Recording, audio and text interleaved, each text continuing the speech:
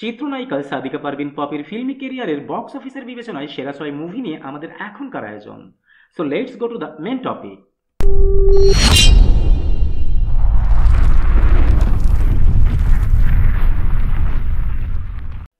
Dhallywood film ইন্ডাস্ট্রিতে চিত্রনায়িকা poppy একটা নাম, যে নামের ভারে ঢাকায় ফিল্ম ইন্ডাস্ট্রিতে হিট সুপারহিট হয়েছে অসংখ্য ছবি, যে নামের উপর ভর করে অনেক নায়কের কেরিয়ার হয়েছে পুনঃজাগরণ। তাকে বাদ দিয়ে 90 দশকের বাণিজ্যিক ছবির জোয়ারে আসা দারুণ সব নায়িকা অভিনেত্রীদের সম্পূর্ণ তালিকা হতেই পারে না। 90 থেকে 2000 পরবর্তীতে তার কেরিয়ার এগিয়েছে, আর এই সময় তিনি উপহার দিয়েছেন নিয়ার অ্যাবাউট 100টির মতো হিট সিনেমা। ঢাকায় ফিল্ম ইন্ডাস্ট্রিতে তিনি ছিলেন অলরাউন্ডার নায়িকা। রোমান্টিক অ্যাকশন বা ফ্যামিলি ঘরানার মুভি প্রত্যেকটি ক্ষেত্রেই পপি ছিলেন 100% পারফেক্ট। তবে লেডি অ্যাকশন সিনেমাগুলোতে তুলনামূলকভাবে তাকে বেশিই মানাতো। 1997 সালে কুলি দিয়ে ডালিউড ফিল্মে তার যাত্রা শুরু এবং 2025-এ এসে ডাইরেক্ট অ্যাটাক দিয়ে এই যাত্রা শেষ।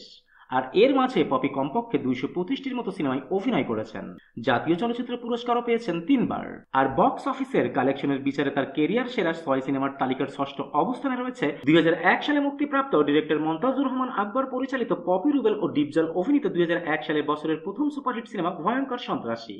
90 লাখ টাকা বাজেটের এই মুভি ডালিউড বক্স অফিস থেকে নেট কালেকশন তুলে আনে 5,50,00,000 টাকা। পঞ্চম অবস্থানে রয়েছে 1997 সালে মুক্তিপ্রাপ্ত ডিরেক্টর সোহানুর রহমান সোহান পরিচালিত পপি ও শাকিল খান অভিনীত সিনেমা আমার ঘর আমার বেহেশত। এই মুভির মাধ্যমে শাকিল খানের বাংলা চলচ্চিত্রে অভিষেক হয়। 70 লাখ টাকা বাজেটের এই মুভি ডালিউড বক্স অফিস থেকে নেট কালেকশন তুলে আনে 6,80,00,000 টাকা। তালিকার চতুর্থ অবস্থানে রয়েছে 1997 সালে মুক্তিপ্রাপ্ত ডিরেক্টর মন্তাজুর রহমান আকবর পরিচালিত পপি, ওমর সানি, আমিন খান সঙ্গীতা ও হুমায়ুন ফরিদি অভিনীত 1997 সালের highest grossing movie of the year কুলি। 1,20,00,000 টাকা বাজেটের এই মুভি ডালিউড বক্স অফিস থেকে নেট কালেকশন তুলে আনে 7 কোটি টাকা। তালিকার তৃতীয় অবস্থানে রয়েছে 2000 সালে মুক্তিপ্রাপ্ত মাস্টার মেকার খ্যাত ডিরেক্টর মালেক আফসারি পরিচালিত শাকিব খান, পপি ও আমিন খান অভিনীত সিনেমা হীরাচুনি পান্না। ঈদে মুক্তি পেয়ে মুভিটি হিউজ বিজনেস করে। 1,30,00,000 টাকা বাজেটের এই মুভি ডালিউড বক্স অফিস থেকে নেট কালেকশন তুলে আনে 8,20,00,000 টাকা। আর এই তালিকার দ্বিতীয় অবস্থানে রয়েছে 1999 সালে মুক্তিপ্রাপ্ত ডিরেক্টর মালেক আফসারি পরিচালিত পপি ও মহানায়ক মান্না, শাহনাজ, মিজু আহমেদ ও গাঙ্গু অভিনীত সিনেমা লাল বাদশা। মুভিতে মান্না ও পপির অভিনয় সমগ্র মহলে সমাদৃত হয়। 1,50,00,000 টাকা বাজেটের এই মুভি ডালিউড বক্স অফিস থেকে নেট কালেকশন তুলে আনে 9,50,00,000 টাকা। অ্যান্ড ফাইনালি তালিকার নাম্বার 1 পজিশনে রয়েছে ডিরেক্টর মন্তাজুর রহমান আকবর পরিচালিত 2004 সালে মুক্তিপ্রাপ্ত পপি ও শাকিব খান ও ডিপজল অভিনীত সিনেমা বস্তির রানী সুরিয়া। মুভিতে পপির অভিনয় যেমন প্রশংসিত হয়েছিল, তেমনি এই মুভি আবার অশ্লীলতার অভিযোগে নিষিদ্ধ হয়েছিল।